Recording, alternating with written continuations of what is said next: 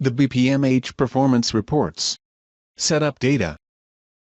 Welcome to the Performance Reports Setup Data video. Please review the BPMH Performance Reports System Overview as a prerequisite to this video. This BPMH Performance Reports Setup Data video will be a walkthrough of the Setup Data section of the BPMH Performance Reports, including the grant purpose, training program, and faculty development forms. Completing this video will give you knowledge of the steps and process of completing the Setup Data section of the BPMH Performance Reports. Where do we begin? We will begin on the Grants Purpose Setup page of an Open Performance Report task. To navigate to the Grants Purpose Setup page, log into the EHBs. Open the Tasks tab. Navigate to a Performance Reports task.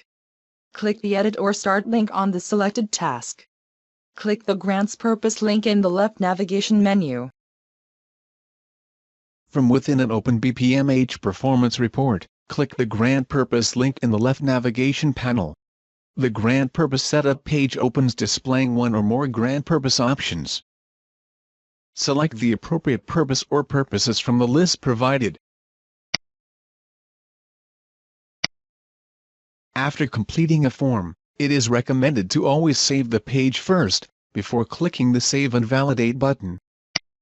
This will save your work, remain on this page, and validate the data entered. If the form fails the validation, an error will appear. This will give you an opportunity to fix any errors before you continue to the next form. Some programs offer an alternative method for selecting a grant purpose. In this method, you are presented with a long list of choices, but you may only choose one grant purpose from the list. Click the radio button to make your selection. If you select another radio button, your previous selection is removed. When your selection is made, click the Save button first, just as you would on the more common grant purpose setup page. Now back to our Save Grant Purpose Setup page. After saving this form, and correcting any errors, click the Save and Validate button. The Training Program Setup page opens, displaying a success banner. Expand the left navigation panel by clicking the double arrows. In the left navigation panel, you can see that the training program link is highlighted, and the grant purpose form is complete, as indicated by the red hash mark removed from the green check mark. Click the double arrows to collapse the left navigation panel.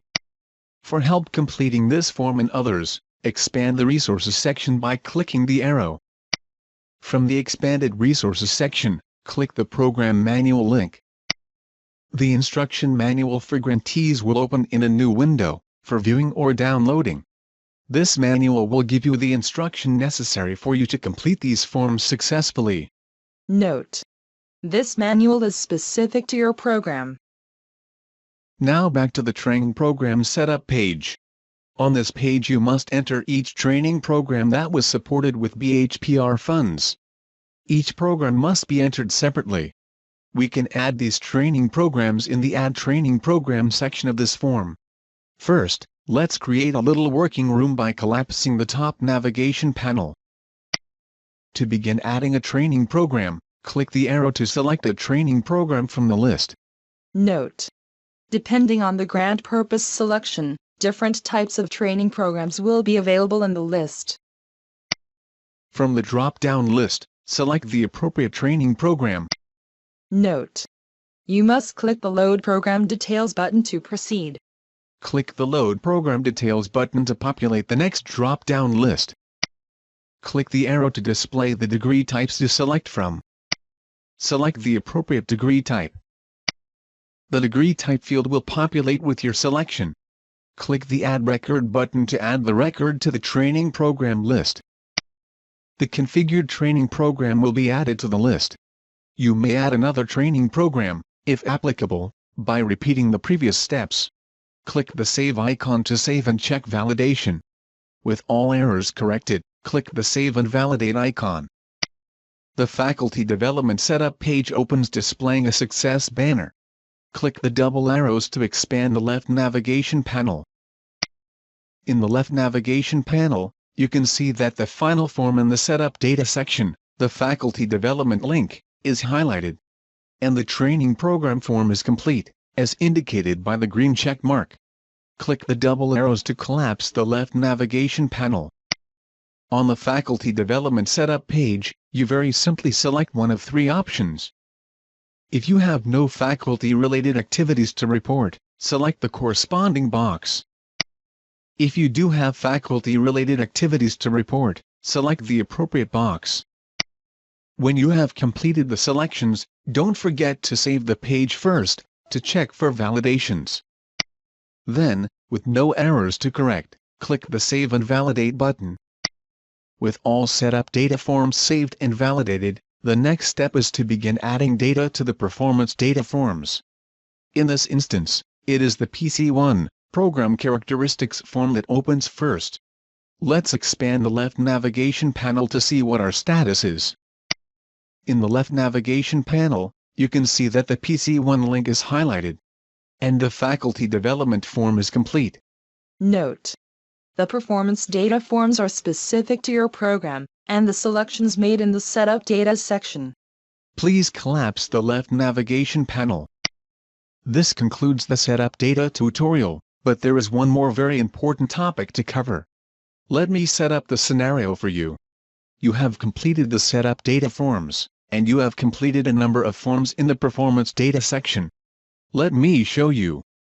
The left navigation panel shows that we have completed the Setup Data section, and have completed 3 forms in the Performance Data section.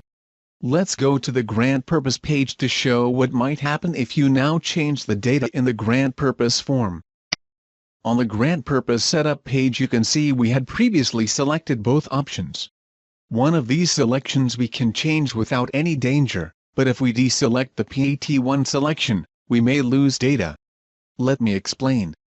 The PAT1 item has many performance data forms associated with it, whereas the PAT2 item has none.